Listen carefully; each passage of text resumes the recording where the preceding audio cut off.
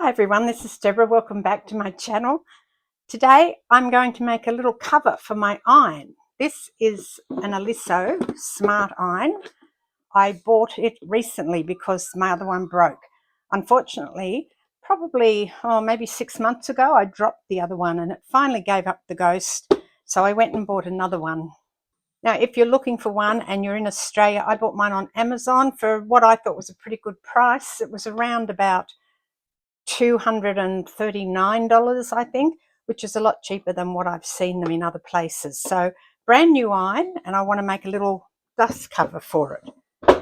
It won't stop it getting hurt if I drop it, but I'm really going to try hard not to drop this one, although the other one was many years old.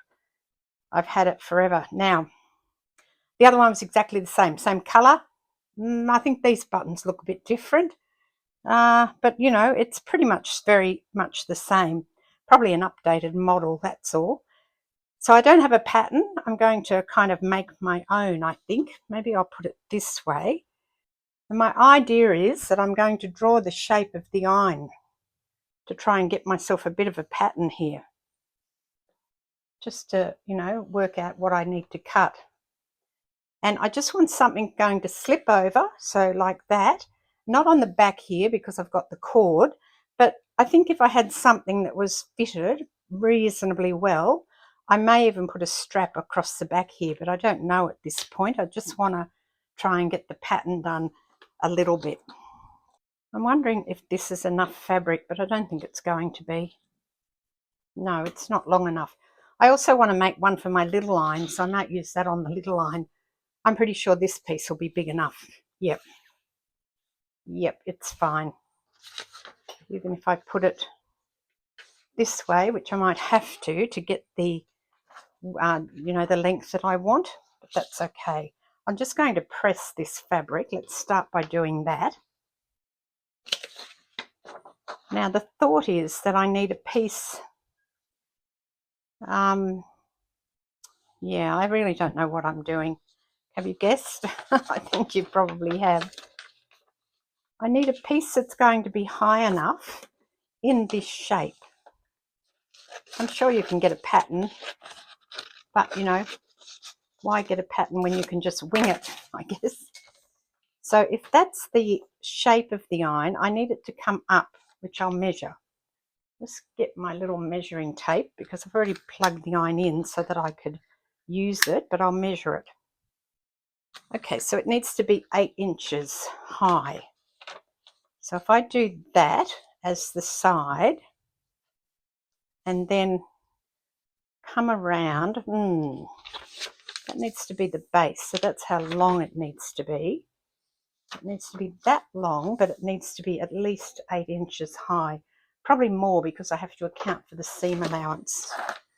So let's measure up. Where's my pencil gone? Here.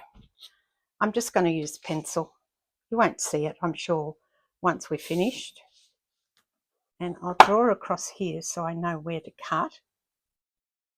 I'll make this a little bit bigger. I can always make it smaller when I need to.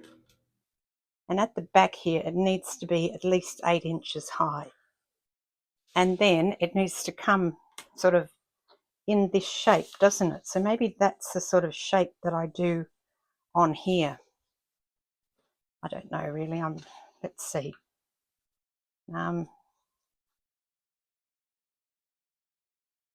That's probably a little big, but that's better than nothing. Let's cut that one out and see if that fits.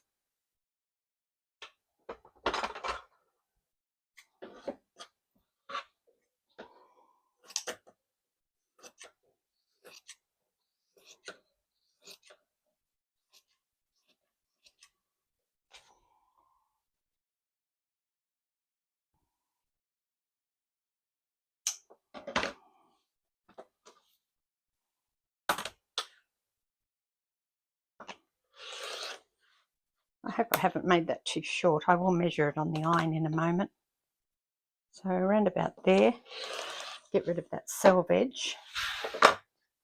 That's almost perfect. Somehow I've managed to make it work. Never mind. Might do it this way. Put it in there.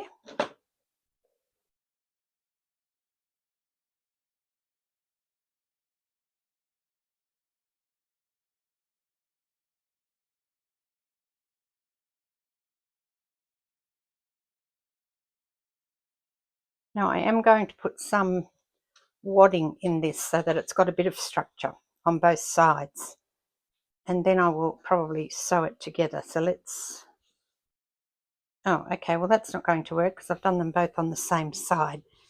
See, never mind, that could be on the inside. Let's do one in the mirror image. Let's do two actually, two in the mirror image.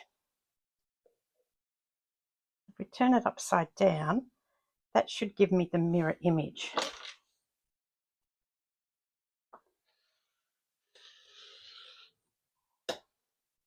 You can see how careful I'm being, terribly careful. I'm usually not very good at cutting freehand with this cutter, but it seems as though it's working okay for this project. So now I've got two. That's better. They will fit, yes, one on each of the outside. And then I've already got the inside piece cut, so I need to cut a fourth one and I need to cut it on top of the fabric so that it's face down like that. Otherwise it will be the same again, and then I'll have the inside of the fabric on where I want the outside and vice versa.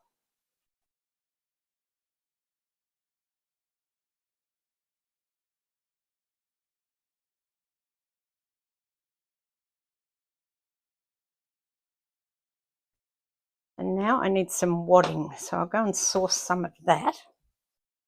Here's a piece here, that'll do one side.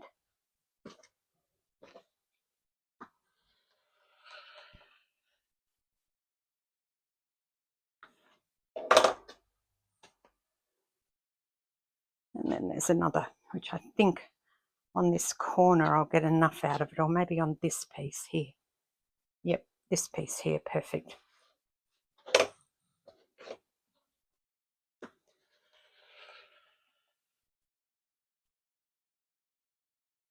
Right, we've got our bits. So what I'm going to do is I'm going to sew the wadding onto that, onto the correct back side of it, not the front side. I have to turn the wadding over to match. So that's going to be one piece. I'll sew it and then I'll cut it down. And this is going to be the other piece. So let me just go and sew those bits and then come and trim it. There you go, I've sewn that on. We'll trim it up now. I've been watching Sewing Bee, British Sewing Bee, and lots of the people use these rotary cutters to cut out their pattern pieces, and I'm always fascinated because normally I'm all wobbly, but for some reason it seems to be working today.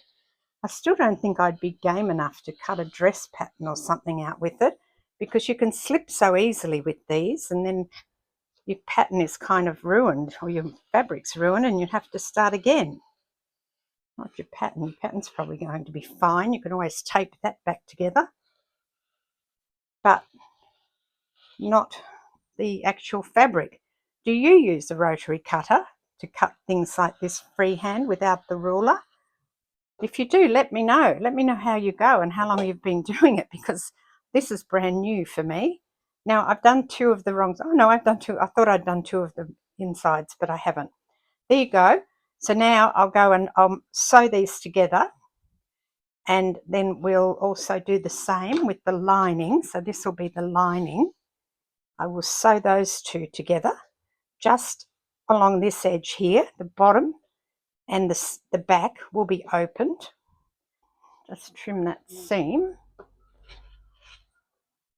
and then we'll trim this too, because this one of the pieces of the lining are bigger than the other, so I just need to take this bit off here.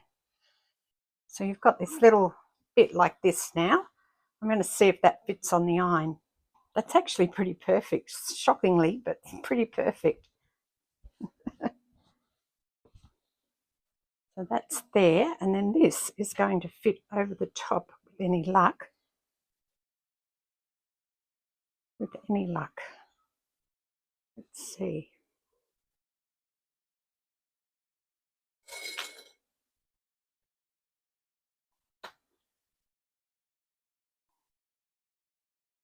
sort of fit there.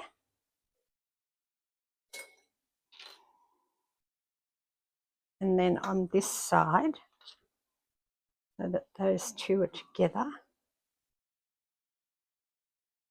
And then here. So the plan now is to sew down this straight edge and a bit on there, and then I will turn it through. Actually, I might turn it through the bottom, yeah. So I'll throw there, but I'll leave a gap in one side so I can turn it through, just like a bag, I guess. Let's go sew that. So here we are. We've sewn all that up, and somewhere here I should have a gap. There it is. I'm going to tuck it all through here. Then I'll give it a press and sew it up, and then we're done. Surprisingly good that it's worked out. I wasn't expecting it to. I've kind of been thinking about this plan for this pattern that doesn't exist. You know, I mean, look, not too bad. Almost match my seams up there, but no problem at all, I think. Just run down this because you've got to get that out, and I'll use my pokey thing to, it's actually my scoring tool, paper scoring tool, but it works very well in the with the sewing as well. And there's another thing to poke out here on this corner, and then there's another thing to poke out. Oh no, there's no more, is there? Just two corners. Let's press it and see where we are. There you go. I'll just go and press this bit. I've got to press this a bit better. I haven't pressed the rolled seam, and then I'll sew that opening closed. So there it is, but I don't like the bottom. It's a bit rough. So, and it's also a tiny bit short on the back end. So I'm going to get some lace and fix all this. I think I'm going to use this one. I'd like something with a frill on the end. Let me go back and look again. Something like this, but not this. I think this one. I'll go and sew that on. Now I've sewn all that. I'll just bring my iron over. I don't want to put it on top of the pink mat because it's still hot, but I'll put it on for you. So here's the iron, and here's the iron cover. I think it does need like maybe a tie here at the back. I could get some more lace. I like that I've put the lace on. It's given it something. I could probably have frilled it a bit more, you know, sort of made some tucks in it so it's not pulling, but it's all right. It's just for me. So, you know, if you're making one for you or for somebody else, I'm sure you can do a better job.